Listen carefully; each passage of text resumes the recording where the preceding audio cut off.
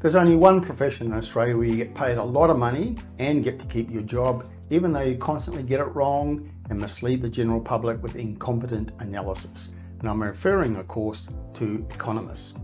Australia's gaggle of chattering economists, much loved by the journalists of Australia for reasons which escape me, collectively got it massively wrong, and they told the nation it was a stone-cold certainty that the Reserve Bank Board would cut the official interest rate on July 8, and that there would therefore be a red-hot property boom. Economists are people who can tell you tomorrow why what they predicted yesterday didn't come true today. So now we're being inundated with media reports featuring economists explaining why it was the Reserve Bank that got it wrong, not the economists, and why the keep rates on hold decision means property markets everywhere will now stall. Of course, they've also launched a new round of speculation about what the RBA will do with interest rates next time they meet. It's like listening to little kids chattering about their toys in the kindergarten playground. Now, I'm not sure why economists and journalists think we're all desperate to read speculation about interest rates every single day. I think most of us are completely disinterested. The constant chatter and speculation helps us not one iota. The only thing we care about is what they actually decide to do when the Reserve Bank Board meets. In between RBA meetings, just give it a rest. Your so-called analysis is a waste of everyone's time, especially because you so often get it wrong. Now, here are some other recent examples of how economists waste everyone's time with twaddle dressed up as expert analysis. According to the analysis by economists, real estate is red hot and prices are going to boom because of the recent reduction in interest rates. One media article based on this nonsense declared that Australia's property market was red hot because national home prices had risen 0.4% in June.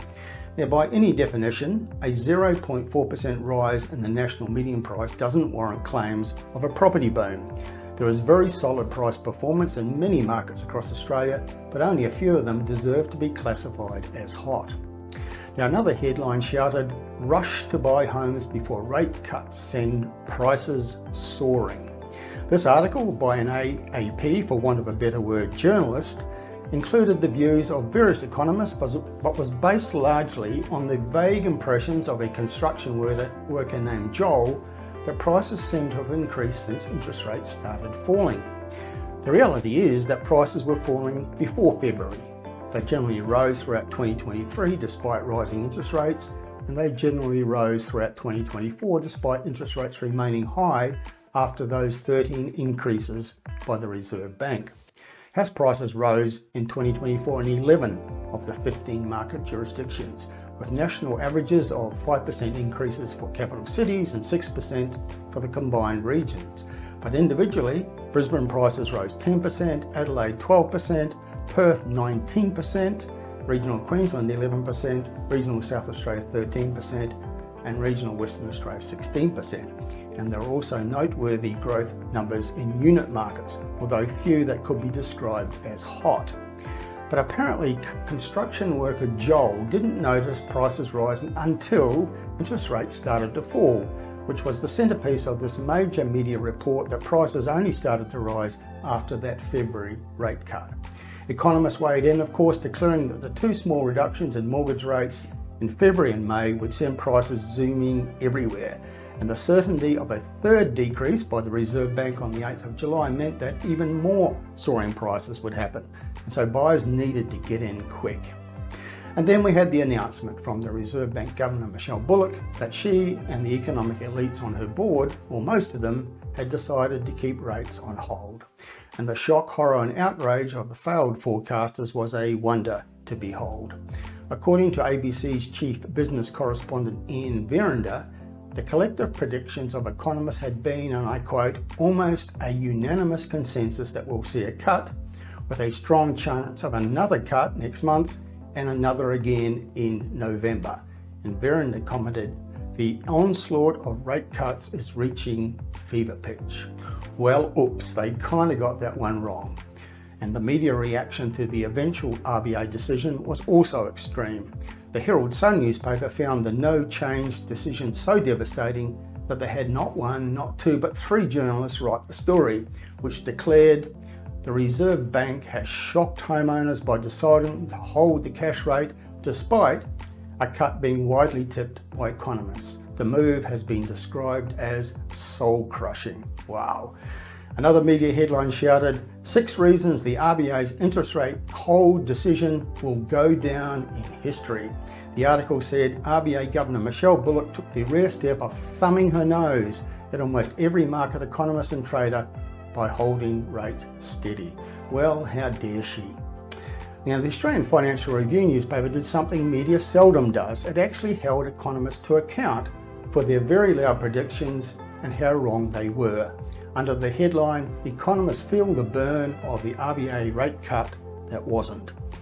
The Australian Financial Review asked, how did they get it so wrong? It said, the Reserve Bank of Australia's decision to hold rates steady wrong-footed not only traders, who are all but certain the Reserve Bank would cut, but economists at most of the country's biggest financial institutions, from ANZ to the Wall Street investment giants. And the AFR reported, on the Monday before the RBA meeting, the Australian Financial Review's quarterly survey of economists was emphatic.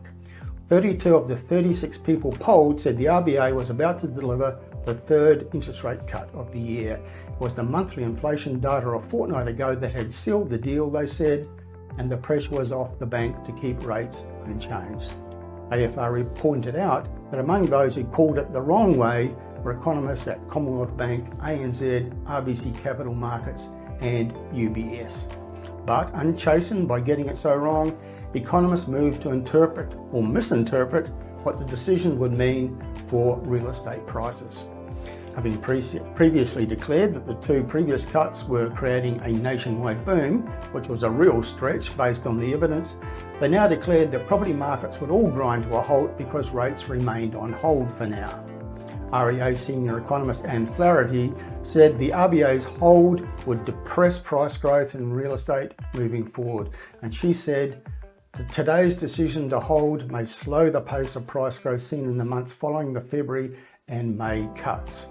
She added to the great seething mass of misinformation out there in news media when she said, we know that typically when interest rates are lowered, that can fuel upward growth in property prices.